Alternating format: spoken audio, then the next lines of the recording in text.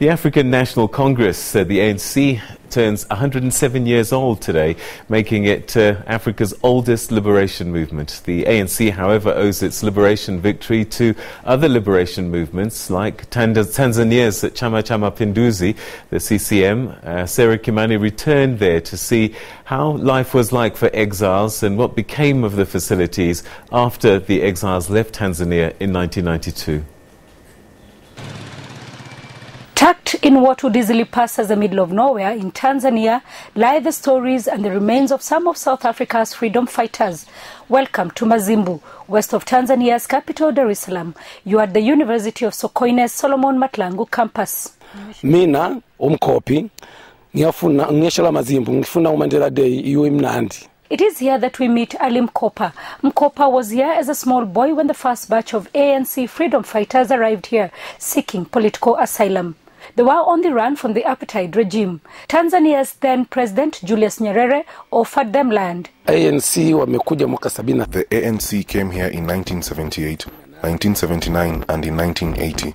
And the time, the place, a sisal plantation, was only known as Mazimbu. Here, the freedom fighters started life anew. At least 5 districts in Tanzania became their home. They really had no hope of going back home. They felt at home here. The situation at home sometimes made it look like they would never return. 21 countries contributed to ensuring their stay in Tanzania was comfortable and meaningful. Mazimbu also served as a political strategy center of sorts for the freedom fighters. Some of the top ANC officials then and now, as well as men and women who went on to lead South Africa after independence, spent the better part of their lives and that of the liberation struggle here in Mazimbu. The current South African President Cyril Ramaphosa and former President Jacob Zuma are among those who lived here. They both came back since they left in 1992. Oliver Tambo was their leader then. Solomon Mahlangu was executed in 1979, a year after the first ANC liberators had landed here in Tanzania in a place called Mazimbu. In his honor, this institution was renamed. To date, it is known as the Solomon Mahlangu campus. The Solomon Mahlangu Freedom College, SOMAFCO, was set up for the growing number of ANC exiles coming just after the 1976 Soweto uprising. Its aim was to offer better quality education, different from what Africans received under the apartheid regime. Over time, SOMAFCO became too small to accommodate the growing number and the needs of exiles, and so Tanzania offered them more land, 7,500 acres here in Dakawa. Dakawa Development Center, 55 kilometers from Mazimbu, was a transition center for the exiles as they awaited to join SOMAFCO for formal education. Dakawa also served as an orientation and rehabilitation center for exiles returning from Mozambique and Swaziland.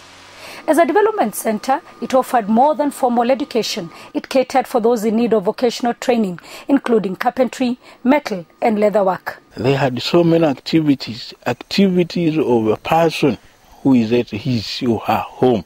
They were doing agriculture, they were having schools, they were having vocational training. Dakawa was seen as a difficult place, prone to flooding and malaria. Most of them died on malaria and other factors, accidents. To date, the remains of those who died during the time in Tanzania lay in cemeteries at the various sites in the country.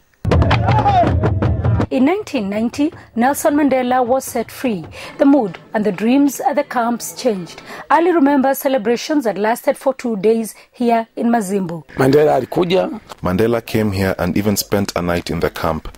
He told the exiles that South Africa would soon be free and they too will be back home. In 1992, 2 years before South Africa's independence, the final call was made. It was time to close the ANC camps and go back home. Oliver Tambo, the then ANC president, had the task of handing each of the 5 centers back to the Tanzanian government. After leaving, they handed everything to the Tanzanian government. And to where there was a school, we are using it as a school. To where it was a dispensary, we are using it as a dispensary. SOMAFCO existed for only 15 years. 15 years that may have defined the future of a free South Africa's education system. Sarah Kimani, SABC News, Morogoro, Tanzania.